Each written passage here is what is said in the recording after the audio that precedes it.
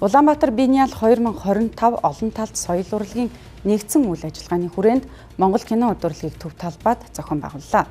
Монгол кино нэгтгэлийн Ахмад уран бүтээлчид оролцсон өдөрлөгөөр Монгол кино бүтсэн түүхүүд дэлгэцнээ төлөвлөгдсөнараа онцлогтой ажээ.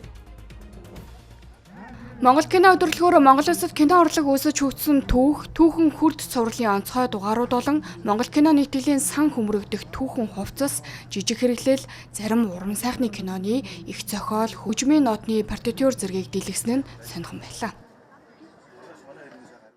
Энэ үйл ажиллагаа 11-ний дуустал болно. Тэгэхээр өргөн олон та бүхэн сонирхороо Монгол киноныхоо түүхтэй сонирхоод танилцаараа түүнээс гадна Монгол кинонд зориулсан 2 асар байгаа 2 дахь асарт орчин үеийн студ продакшнууд өөрсдийнхөө уран бүтээлийг ээлж ээлжээр ингэ танилцуулж байгаамаа. Тэгэхээр та бүхэн ирээд бас тоглосон залуу од жүжигчд бүгд ирнэ, эднэртэй уулзаж дурсгалын зураг авч болно тийм ээ. За манай энэ түүхэн хувцсуудыг өмсөд бас зураг мураг авахлах юм боломж гарч байгаамаа. Тэгэхээр та бүхнийг бас ирж энэ кино өдөрлөгтөд өргөнөөр оролцохыг урьж байна.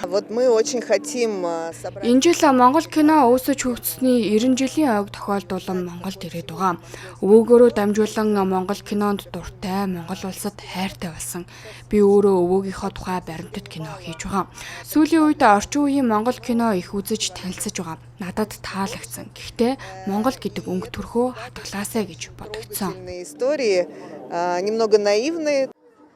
Орчин цагийн уран бүтээлчид кино компаниудын танилцуулга Монгол киноны 90 жилийн ойд зориулан гаргасан бүтээгдэхүүнүүдийг сонирхох боломжтой байсан юм а.